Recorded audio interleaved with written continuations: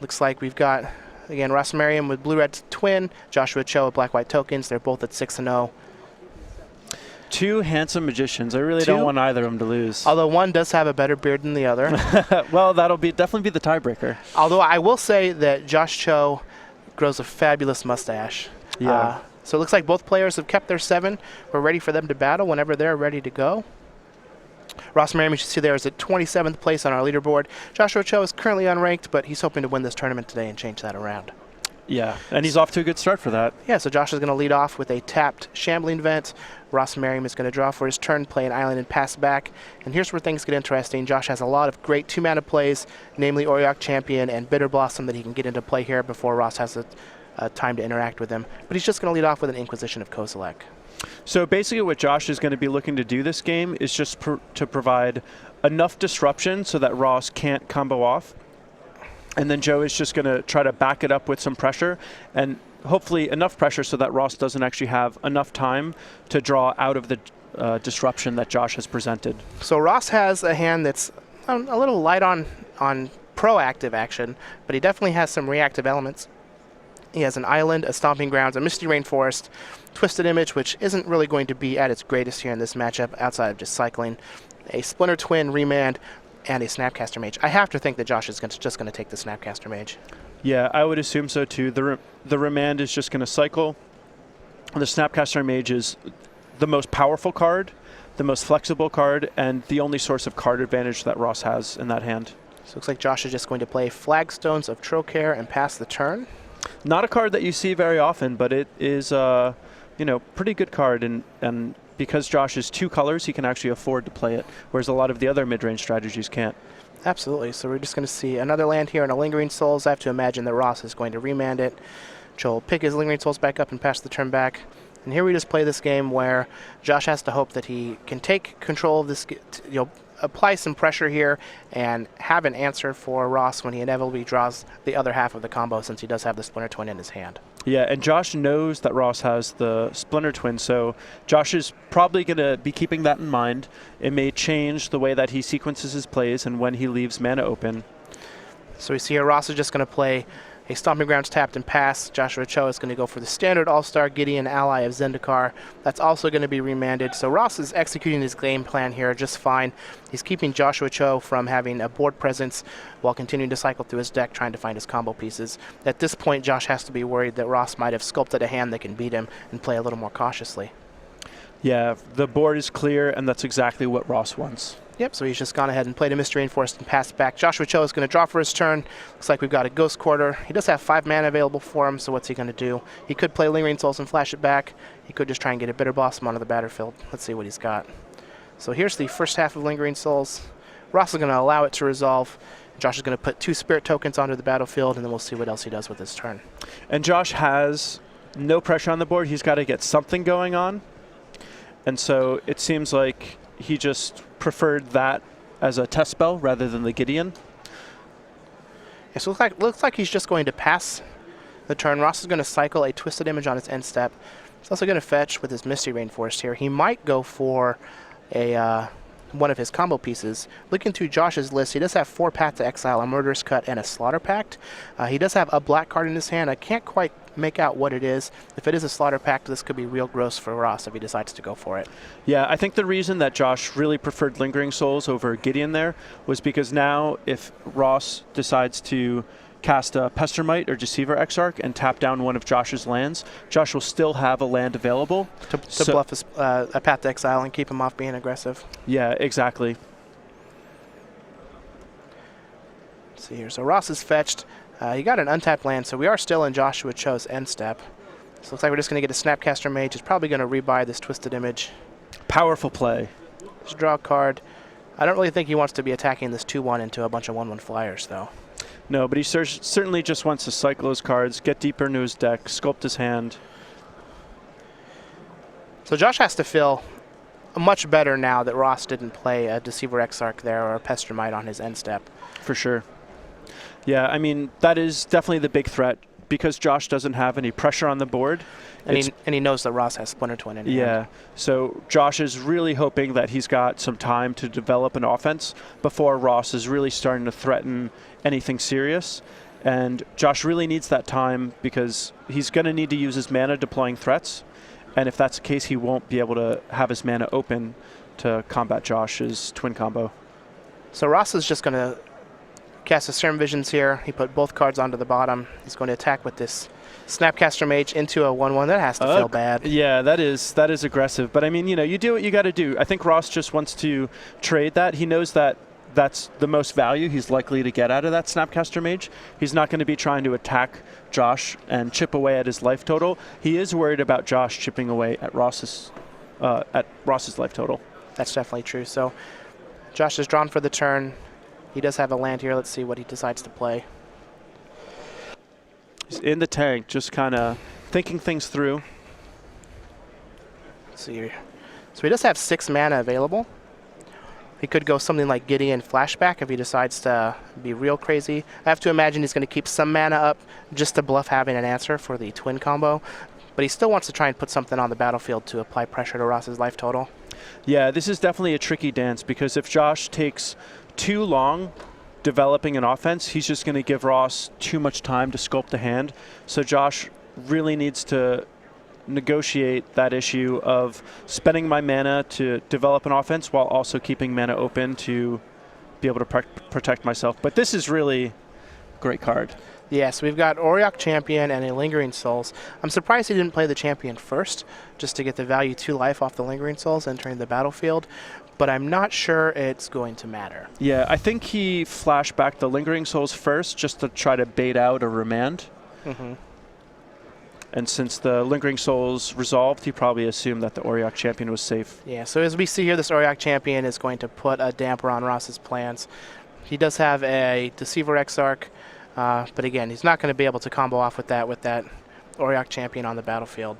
Yeah, Ross really needs a Pestermite here. This is probably one of the cards he did not expect to face and does not want to face in this Auriok Champion. Yeah, well, that just seems to be the theme of Modern. Yeah. Hey, I didn't expect to face that card. Yeah. Oh, I'm playing and now Infect. I'm going to lose to it. Well, we saw Todd Anderson play against a Malira deck and just win, so Absolutely. Ross can certainly do it. I believe. Yeah. I believe. Does he have anything outside of Cryptic Command that can get it off the battlefield? That does not look like it. Yeah, and he's only got 2 Cryptic Commands, so it may be a while until he finds it. If only it was an 0-1. And then you could, man, can you imagine Twisted Imaging here? Oh, that'd be great. Ugh. Or what if it was an 0-1 and he had already used his Twisted Images and just couldn't get rid of it? Oh, he'd be so salty. So it looks like we've got a Deceiver Exarch from Ross. He's tapping one of Joshua's lands down. So what's great about this Auriok Champion is before we were talking about how Josh had to be worried about tapping out for fear of getting comboed out. But now that this Auriok Champion is on the ground, Josh is going to be able to use all of his mana to develop an offense and really put a clock on Ross. Yeah, so it looks like Josh was able to have a slam dunk of a turn here where he got to flashback Lingering Souls, cast Auriok Champion. Ross cast his Deceiver Exarch. In response, it looked like to prevent some life gain from happening, which allowed Josh to go ahead and fetch, make some mana, play an Intangible Virtue, and make his army much more formidable.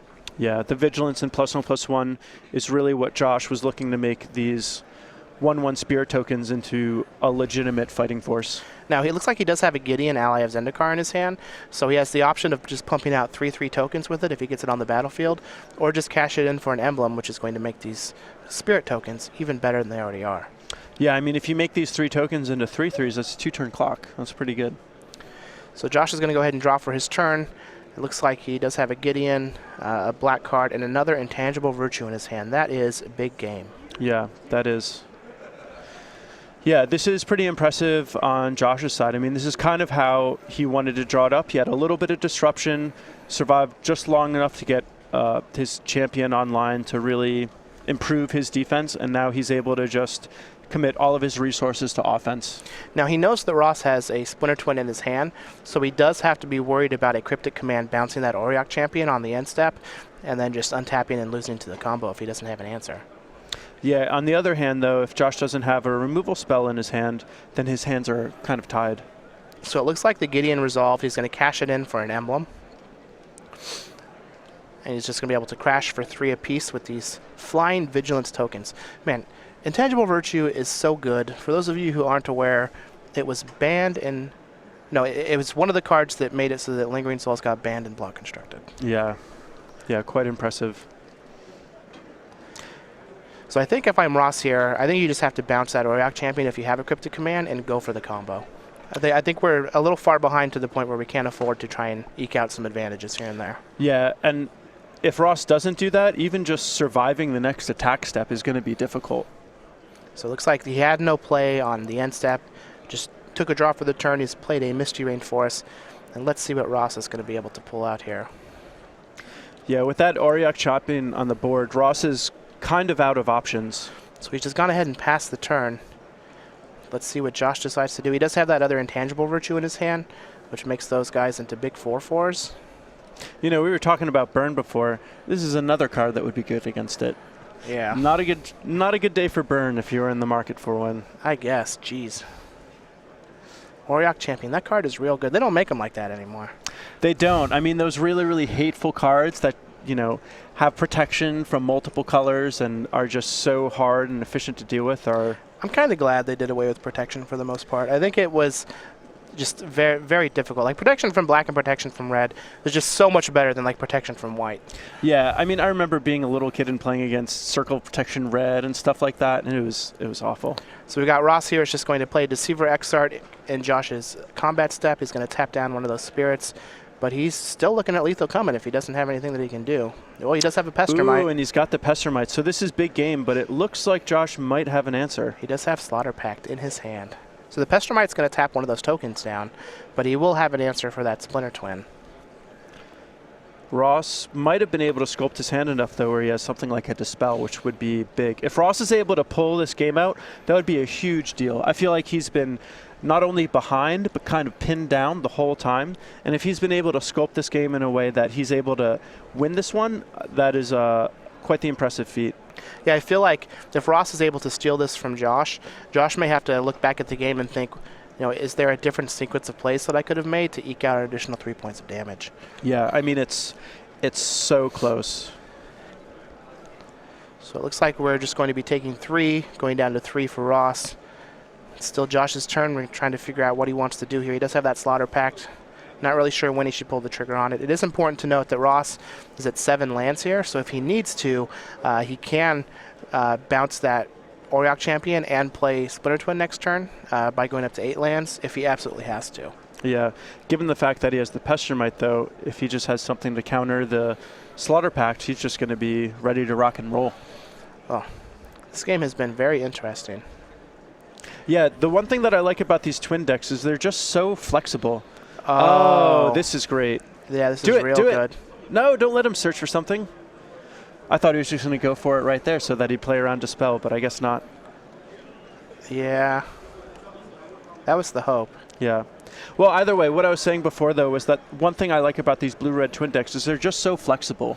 You know, you try to pin them down, and a lot of times they have ways of kind of squirming out of it, given Cryptic Command, the fact that they can go for damage. You know, they have their various ways of sequencing things.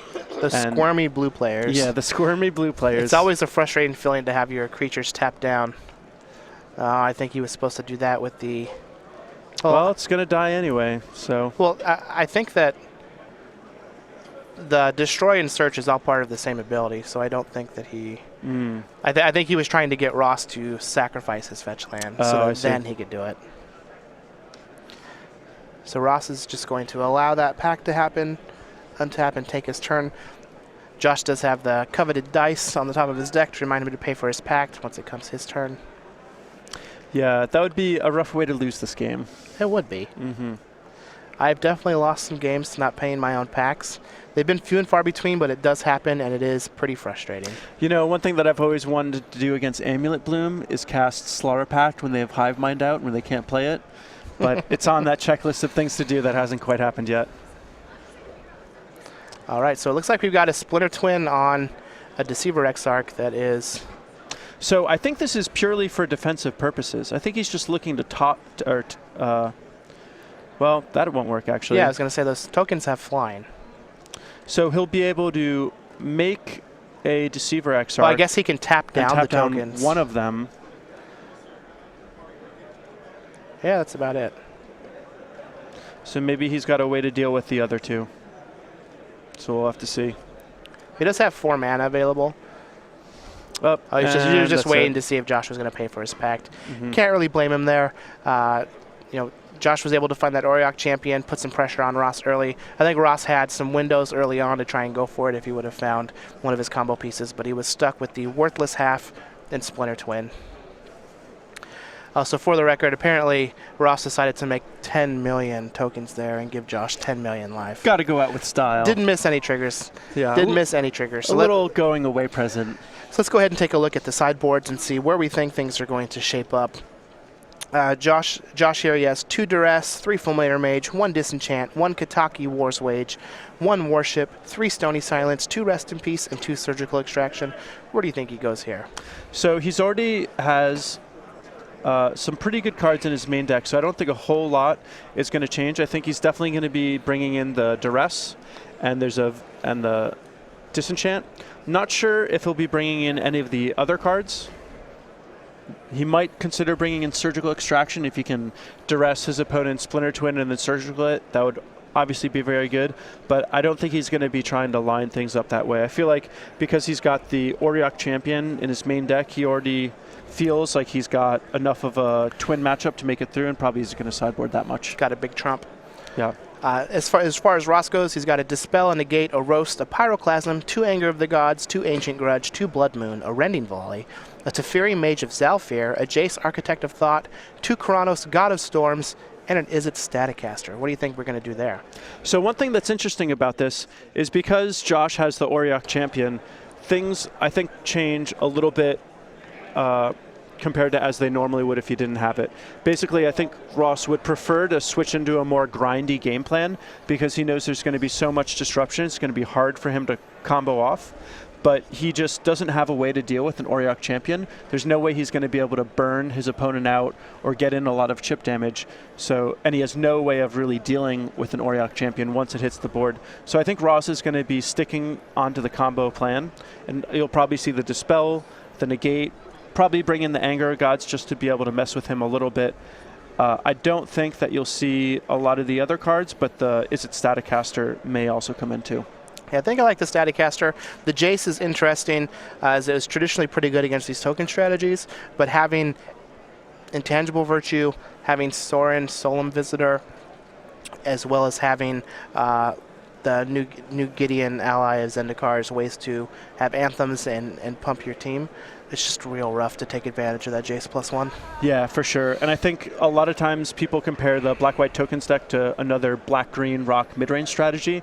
And Twin wants to play kind of mid-rangey against them, but because of the way Josh's deck is set up, I think Ross needs to stick on the Twin combo plan. So I think he's just kind of going to stick with his plan A. Absolutely. So, like we've been talking about all weekend, we are here in Charlotte. This is the second stop on Season 1 for the SCG Tour. So let's go ahead and take a look at the rest of the schedule for this 2016 Season 1. It started back in Las Vegas for the Invitational weekend, where we had Caleb Scherer win the Invitational and Brian Bronduin won the Standard Open. Yeah, that was really sweet. Brian was on Standard Open was on Jeskai Black, but Caleb was playing his Abzan aggro deck and Affinity in Modern. Next we had Cincinnati, which was last weekend, won by Bobby Fortinelli on Amulet Bloom. We're here in Charlotte this weekend. Next weekend we're going to have the Oath of the Gatewatch pre-release, and then we'll be in Atlanta for Standard action on the Oath of the Gatewatch release weekend. Which should be extra exciting. I mean, being able to see a Standard tournament, the first one with the new cards, is always one of the most fun things to see, because everyone's coming out with the brew. No one's got established decks, and you really get to see the key deck designers sort of come out on top and really shine in those moments. Yeah, I've actually historically done very well in those tournaments. In fact, 2 of my open wins have been first week standards. Oh, really? That's sweet. So I'm a little sad that I can't make it out to Atlanta. Next we got Columbus, and then we're on to the regional championships. Then we are in Louisville for some Modern action, Philly for Legacy, where we're going to commentate, Indy for Standard, Baltimore for Standard, and then it caps it off at the Columbus Invitational weekend, April 15th through 17th, Standard and Modern, with a Standard top 8. Now, when you play in any of these opens, you do get for free this very awesome Kitchen Links playmat. Yeah, super sweet, super cute, super cool. Dumping milk on himself. So again, well, you get this playmat absolutely free just for playing in any of our Season 1 Opens, be it Standard, Modern, Legacy, whatever the deal is. Just a glutton for milk. Can we blame him? I mean, milk is delicious. So let's go ahead and jump back to our match. I believe our players are just about ready to kick it off. So looks like we've got Joshua Cho potentially taking a mulligan here. Looks like it. Well, Hopefully he gets a good 6-card hand. It's always a bad feeling to take a mulligan. However, you got to feel a little bit better being up a game.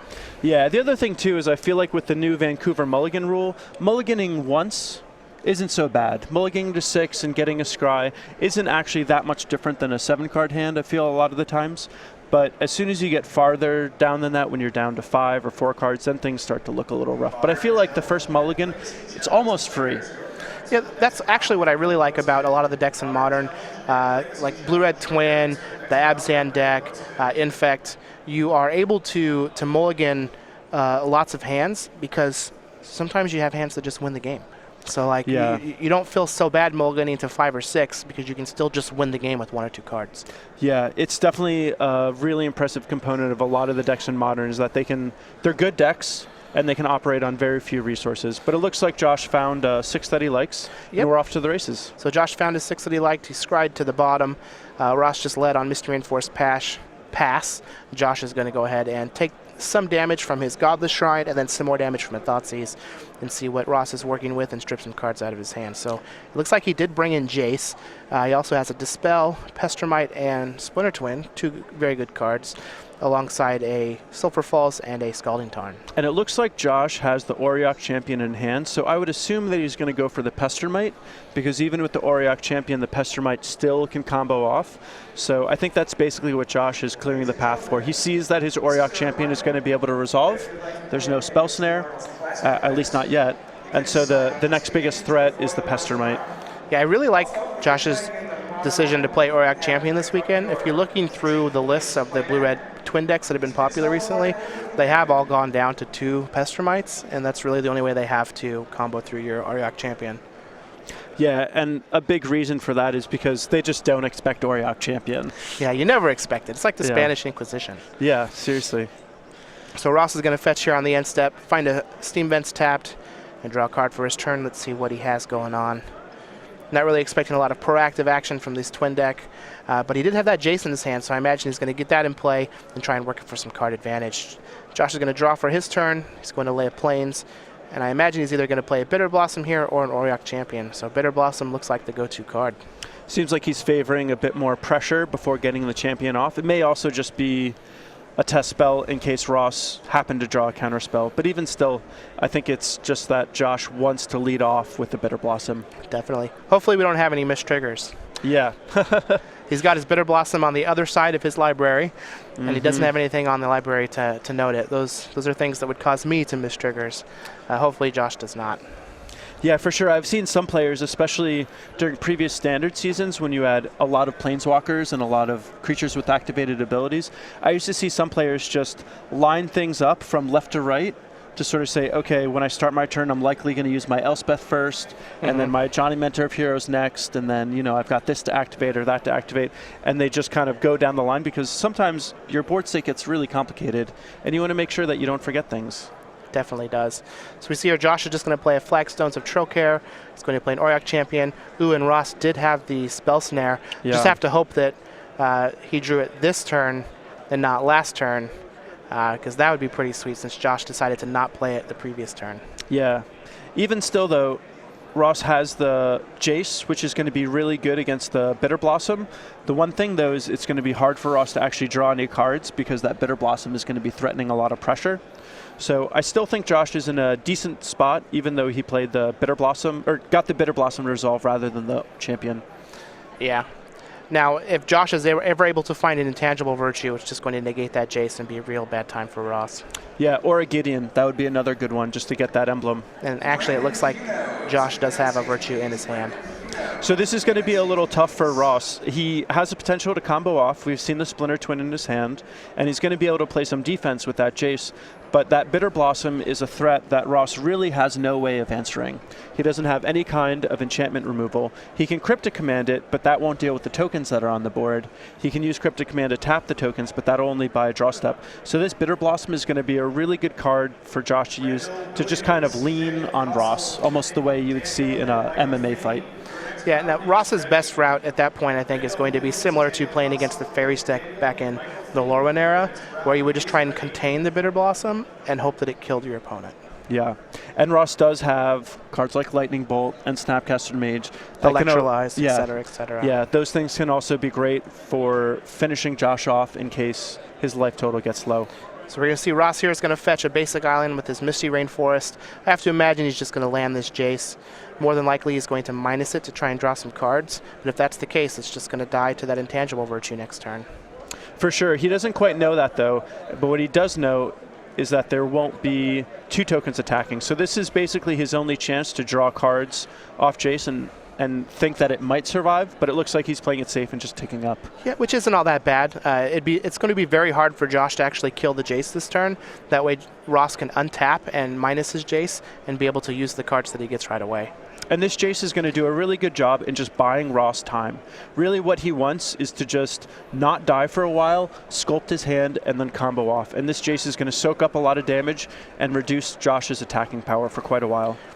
So Josh here is just going to play a Ghost Quarter for his turn, cast a Lingering Souls. Not able to flash it back just yet, but again, he does have that Intangible Virtue looming in his hand. That's going to pump up these 4 tokens next turn that are able to attack and just going to put quite the hurting on Ross. Now Ross is just going to plus his Jace, play an island, and I have to imagine here he's probably just going to pass the turn and then work at instant speed like his deck is meant to do. Yeah, for sure. Ross just wants to take his time.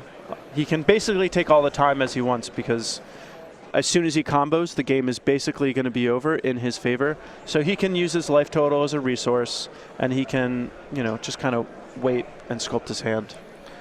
Absolutely. So it looks like Josh has a Flagstones of Trocare in his hand along with that Intangible Virtue, and I think that he might have drawn another Auriok Champion. Well, the Auriok Champion is big game. We'll see if Ross has another Spell Snare, but one thing that Josh has to be thinking about is also Snapcaster Mage. Ross has plenty of mana and Spell Snare in his graveyard. Absolutely. Auriok Champion's pretty sweet with Bitter Blossom, just completely negating the life loss. Yeah, that is a nice little interaction there. It's a modern Wombo combo. Yep. Josh Cho is just a mad genius. Yeah, I mean, it's a great call because sometimes these twin decks, especially game 1, can be tough for these, black-white mid-range strategies.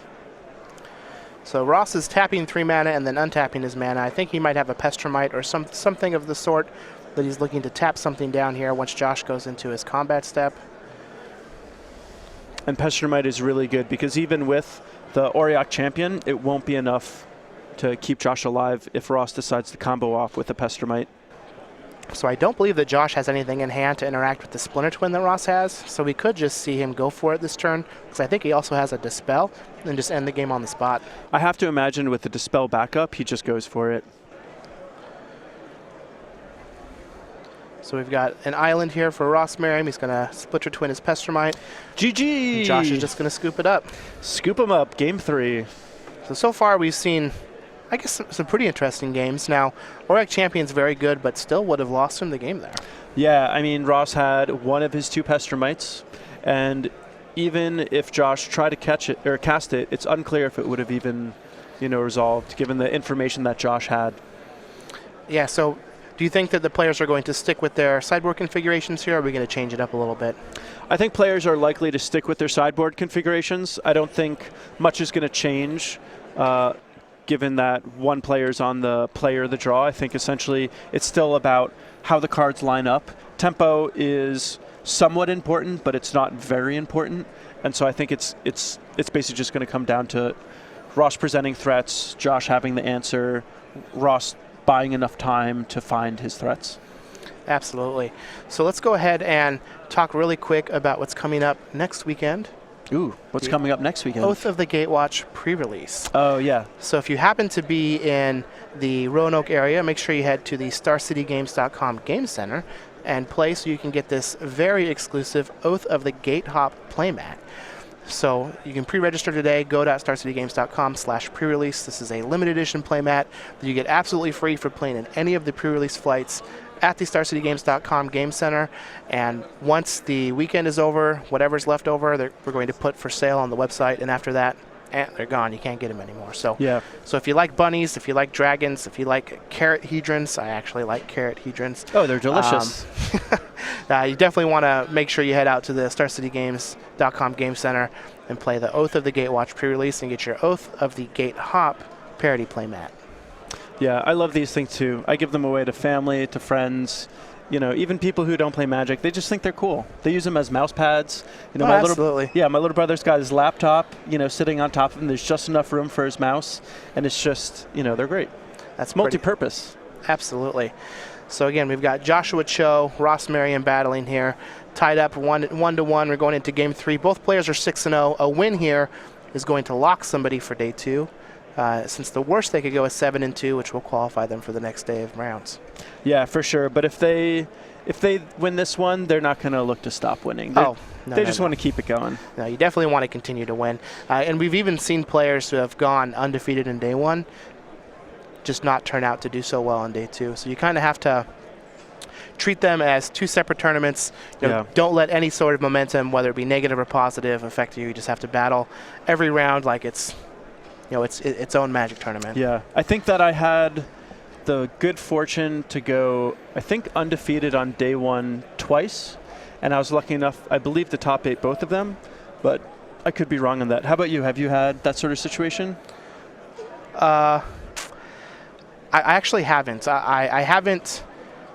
As far as opens go, I've top 8'd a few where I went into Day 2 at X2, but normally you can give up a loss. In Grand Prix, if you make Day 2 at X2, you just have to 6-0 to have a shot at top 8'ing, and I haven't had a chance to do that or been forced into that yet. Yeah. So while we wait for the players here to look at their opening hand, again, we want to remind you, Ross Merriam is at 27th currently on our leaderboard. He did have one bye coming into this match. Joshua Cho is currently unranked, but he's looking to change that by winning this tournament. He did it the hard way, you know, just won all 6 of his matches. So let's go ahead and take a look and see if these players are going to keep their opening hands or not, and then we can jump into the match. You know, Ross is only at ranked 27th, but he's certainly one that I would expect to climb as the season and the year goes on. He's a really good player, really, really active in Magic events of all kinds, and he's just, you know, he's a go-getter. Absolutely. So Josh is just going to lead off with a Marsh Flats and pass. Ross is going to play an island, cast a Serum Visions. Josh is going to go ahead and fetch on his end step, but they're going to shortcut it now. Yeah. Since I don't really think anything is going to change his choice. Yeah, it's always funny watching the first 2 turns because so frequently with all the fetch lands and things, everything is just shortcutted and it just looks like the sequencing is a mess. Absolutely.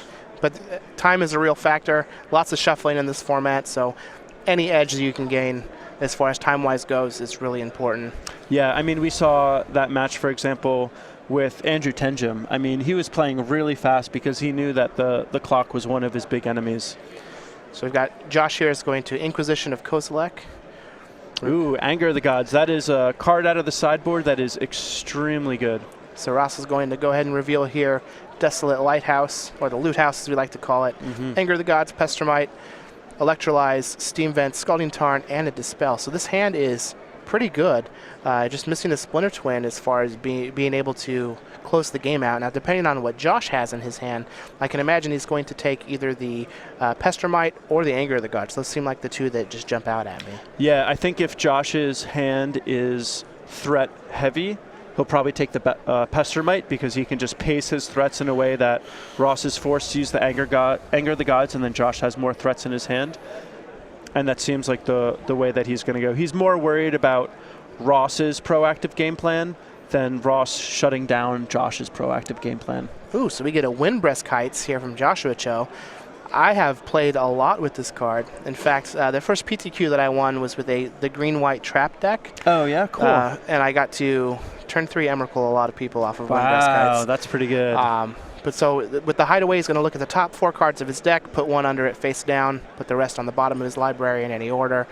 And the trigger for this is attacking with 3 creatures. So if at any point he attacks with 3 creatures, during that turn, he can pay a white and tap it and just cast that card for free at any point. seems like a pretty good card for a token deck, that's for sure. Absolutely. So he does have cards like Spectral Procession in his deck. Lingering Souls is going to give him some tokens. Josh is definitely able to generate some tokens. Yeah, and that card is not commonly played, but it is very powerful. I mean, essentially, your mana investment is super, super small. It comes into play tapped, and then it's 1 mana to activate. Yep, 1 white to tap. So essentially, 2 mana to put something potentially very large into play. Yep, and you're actually casting it. So if you have any cards like Emrakul the Eon's Torn that have an on-cast trigger. Pretty good. Man, maybe these decks will just start playing Kozilek the Great Distortion. Oh, that would be sick. Draw a bunch of cards. Yeah. So Ross is just going to go ahead and play a Steam Benson pass. Joshua Cho is going to play a Ghost Quarter and put a Bitter Blossom on the battlefield. So at some point, this Windbreast Heights is going to get activated if given enough time to make some tokens from that Bitter Blossom. So despite the Bitter Blossom last game, Ross was able to battle back. But the one thing that's a little different this time is Josh is on the play with his Bitter Blossom. So it's coming a turn later on turn 3, but we'll see how much he can leverage it to a victory. It's certainly going to be good with the Windbreast Heights, that's for sure. In addition to that, it didn't look like Ross had a Jace in his hand, which is going to allow this Bitter Blossom to pressure him immensely if he doesn't find something like that to answer it. Yeah, most of Ross's removal is in the form of 1-for-1s. He's got that Anger Gods, which is a good sweeper, and he's got potentially the Static Caster. But for the most part, Jace is one of his better cards to deal with multiple creatures on the board. So Josh is just going to play a Plains and cast this Intangible Virtue, which is going to threaten to do a lot of damage to Ross if he's not able to answer it here. It's also going to shut off a lot of the value from something like Electrolyze, which he's going to use here in response. Yeah, and you can really see how Josh's deck is set up in a way where it's got a fair amount of disruption, but it's also got a fair amount of synergies. I mean, Bitter Blossom, Intangible Virtue, and Windbreast Heights are all cards that work really well together. So we've got another Inquisition from Josh here, and it looks like we've got a Scalding Tarn, and is it Staticaster, 2 Dispels, a Pyroclasm, an Anger of the Gods, and a Scalding Tarn. So Ross's hand is extremely reactive, and doesn't really have a whole lot going on at this point. Yeah, Ross really wants to mount an offense, and so far he hasn't found it. With that said, the nice thing is his hand is kind of discard-proof. There's a lot of redundancy, so at least he's got that much going for him. Whatever Josh takes, Ross is still going to be left with basically the same sort of stuff. It's a little unfortunate that Staticaster is basically completely blanked now by that Virtue being on the battlefield. Yeah, and I would assume that Ross probably just drew that off of the Electrolyze. Otherwise, Ross would have just played the Staticaster instead. Yeah. So Ross is going to go ahead and draw for his turn. Let's see what kind of sweet things he might have. So considering that Josh took the Anger of the Gods, Josh might be able to set up a situation where he plays another Anthem effect, whether it's another Intangible Virtue or another Gideon, so that his Bitter Blossom tokens are 3/3s, and then the Pyroclasm won't be enough. Ooh, that would be pretty good. Yeah. So we see Ross here is just going to play Scalding Tarn past the turn. Josh is going to get a Arilax Fairy token in his upkeep, lose a life. And very good player, Pro Tour champion, Arilax. Yeah, he's a good guy. Yeah. Also a StarCityGames.com writer. Make sure you check him out on the website. Oh, yeah, writes great articles. He does write great articles. I believe he's playing in Grand Prix Oakland this weekend. Wish him all the luck. Should have come here. This is where the party's at. I agree. We'll have to, I don't know, send him an angry letter or something. Maybe. Oh, there he is. Look at that big smile. Happy, happy guy. Just the biggest smile. You know, actually, the first time that I cashed a GP, I played against Ari. Really? Yeah.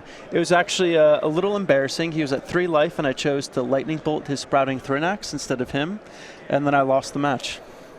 That's pretty bad. Yeah, it's a longer, more amusing story, and I did manage to beat LSV, Rafael Levy, and Gabriel Nassif, which was sweet, but I, just kind of burned out. Fair enough. So we've got Ross here is fetching. In response, Josh has used his Ghost Quarter to take out the Desolate Lighthouse, which is going to take away some of the advantage that he might have had. And let's see here, Ross is just going to get this onto the battlefield.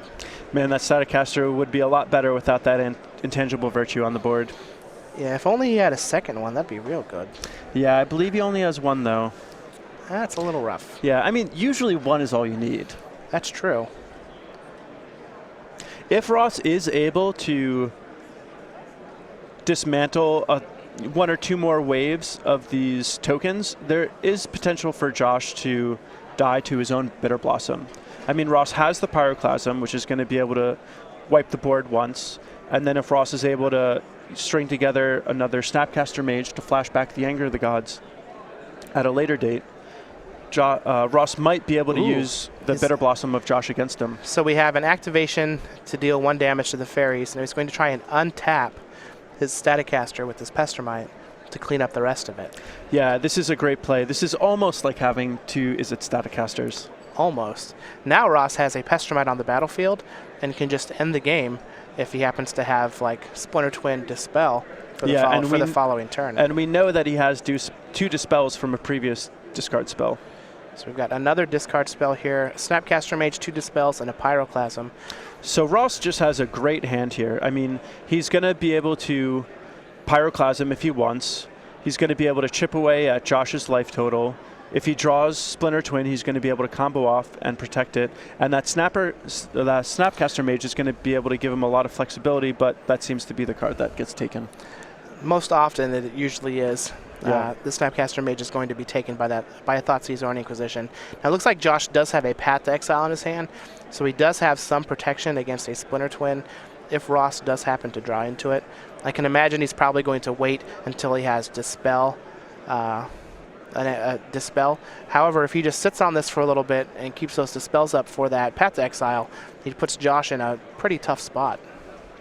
Yeah, this is starting to become a really tense game just because we're getting to the point where Josh has to start worrying about his life total, and Ross is starting to build a board and is acquiring more options. Yeah, if he's able to draw into a removal spell here for this fairy and get in another attack for 2, Josh is going to be put pretty low. Yeah, another Pestermite or another Deceiver Exarch in particular would be great draws. A land is also a good draw. Yeah, that's land number 5. So if he draws Splinter Twin, he's going to be able to combo off with Dispel backup. So it looks like he's just going to pass the turn. Josh is going to take another life loss, make another fairy. Let's see what he happens to draw here. Looks like there might be a discrepancy in the life totals. It seems like the players are sorting that out now. We'll see if our life totals in the corners change at all. I think generally speaking, Josh just wants to get maybe a Gideon or some other big, powerful spell, and Ross is really just looking to draw a Splinter Twin. Looks like he might have another Intangible Virtue in his hand. That would be good. Which isn't the worst. Yeah, that would be quite good. That would basically force Ross to find a Snapcaster Mage to flash back that Anger of the Gods. Otherwise, he wouldn't really be able to deal with the board. Ross can play his Pyroclasm, but that'll kill his own Pestermite. Yeah, so like he can use the Pyroclasm in tandem with the Staticaster to handle the Fairies that are in play. But again, like you said, it will kill that Pestermite. Yeah, which is kind of a valuable resource for Ross. And those fairies are just coming out for free. So Josh is just going to attack for 3 with his fairy token. Going to pass the turn back over to Ross. Does nothing on the end step. Looks like he drew a Stomping Ground for the turn. Going to play it tapped and just pass the turn right back. I think he's going to wait one more turn to try and get some more value on that Pyroclasm before he has to cash in that Pestermite. Yeah, and Josh knows that Ross has the Pyroclasm, so we'll probably see that dictate Josh's play. If he has the opportunity to get another Anthem effect on the board, you know, even a Gideon, I wouldn't be surprised if he plays a Gideon and just minuses it just to get the emblem. Even a Sorin Solemn Visitor wouldn't be the worst. Being able to get in for 8 this turn and gain 8 life would just put him out of range of being in trouble from his own Bitter Blossom. Yeah, Josh's life total is getting really low, and it's starting to get to the point where, so this is really good, because this means that the Izzet Staticaster isn't going to be able to clear all the tokens. There's going to be, 2 Lingering Souls tokens left over. For sure. Now we're actually getting pretty close to turning on this Windbreast Kites. Yeah, we are. I think Ross is going to be forced to either combo off and win or fire off that Pyroclasm. Best case scenario here would be another Snapcaster Mage for that Anger of the Gods. Yeah, well... But even then, he's still in a situation where Josh is just making a 3/3 Vigilance token every turn. Yeah. The thing that's also tricky about this is if Ross casts Pyroclasm, he's going to be able to buy himself a little more time, but he's going to lose his Pestermite. And I believe at that point, he may be drawing dead. If Ross can buy a little bit of time, though, Josh's life total is getting low, and Josh is starting to get into that lightning bolt, Snapcaster lightning bolt range. You have to imagine that's what Ross is hoping happens here. So let's see what he decides that he wants to do. Joshua Cho does have a formidable board here. He has 3 fairies that are currently 3/3 vigilance, 2 spirits that are also 3/3 vigilance, and Ross is in a bind. Seems like if Ross goes for the Pyroclasm, he's basically sacrificing his ability to combo off. But he may be priced into it. He may not have a choice. Does he have, I mean, is that going to increase his chances of winning the game is the big question that he has to go over. Well, he's unlikely to live for another turn if he doesn't do it. You know, so you gotta at least play so that you live to your next draw step. Absolutely. So I think he's just going to, he's going to snap Anger. Oh, that would remove everything. Is there any chance he snaps the Serum Visions? Oh, and he is. Would it have been better to do that after the Pyroclasm shenanigans? Maybe. It depends on what he's hoping to draw to. He may have thought that there was a chance that he just gets to draw Twin and win that way. Oh yeah, he had 4 mana, but I didn't see the other island untapped up top. Yeah. So this is a sticky scenario for Ross. He's basically priced into playing his Pyroclasm at this point. He's going to be left with almost no board, and Josh's board is just going to continue to grow. Now, it looks like he did find a Deceiver Exarch.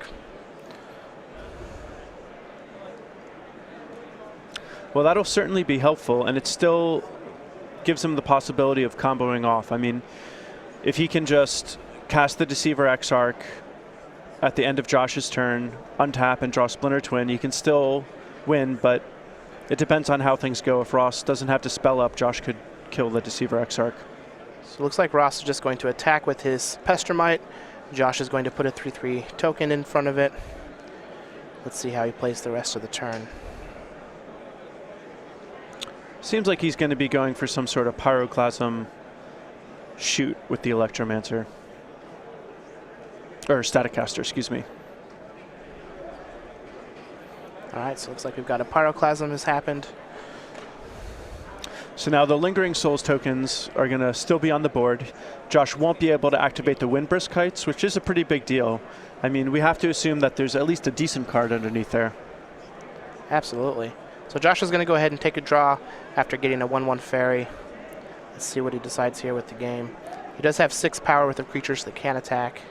Oh, Josh is feeling the pressure. He just dropped a card on the floor. I wonder if he's feeling nervous. They're a little slippery. Mm-hmm. They get more slippery when you're nervous. So Josh is just going to go ahead and attack with his 2 tokens, send 6 damage, put Ross down to 3, and at this point he's going to have 3 lethal attackers coming at him next turn. Yeah, this is likely Ross's last draw step. Or more lethal attackers. Yeah. If Ross draws a Cryptic Command, he might get another draw step, but if he doesn't draw that, he may be looking at a game over situation, so we'll see. Now, it looks like he does have a Deceiver Exarch. We got a Remand that's not really going to do much. Yeah, and this is one of the rough things about playing counterspells, is when you're behind on the board and your opponent doesn't have anything necessarily that you can target with your counterspells, or you draw them too late. They just rot in your hand. Yeah, they just rot in your hand. Ross has these resources in his hand that he just can't convert to any kind of value on the board. Yeah, losing with 7 lands on the battlefield and 4 cards in your hand is never a good feeling. Yeah. He's just had these 2 dispels that have done nothing the entire game. Yeah. So he's just going to pass the turn back. Josh is going to lose another life, make another fairy, draw a card for his turn, and I have to imagine he's just going to be looking to try and turn his creature sideways. Now Ross might have a Cryptic Command. Worst case scenario here for Josh is going to be Cryptic Command, some type of Pestermite or Deceiver Exarch, and then untapping into a Splinter Twin. It looks like we've got a Deceiver Exarch. He's going to remand the Deceiver Exarch. So that's pretty interesting. I wonder what he's hoping to draw to here. Yeah, I'm not quite sure. We saw Ross give Josh infinite life in game 1. So I think Ross is just, having fun. having a little fun. Can't blame him. Yeah, Why play if you don't have fun? Yeah, exactly. That's what we came here to do, is have some fun. So Joshua Cho is going to take this match 2-1 over Ross Merriam. He's going to advance to 7-0 with his black-white tokens deck, beating Ross Merriam, who's ranked 27th on our leaderboard with his blue-red Splinter Twin deck. He's going to lock up a spot in day 2 to continue to play on in this Modern Open. And Ross, I wouldn't say with his back against the wall, he just has to win one of the next 2 rounds to make it into the next day.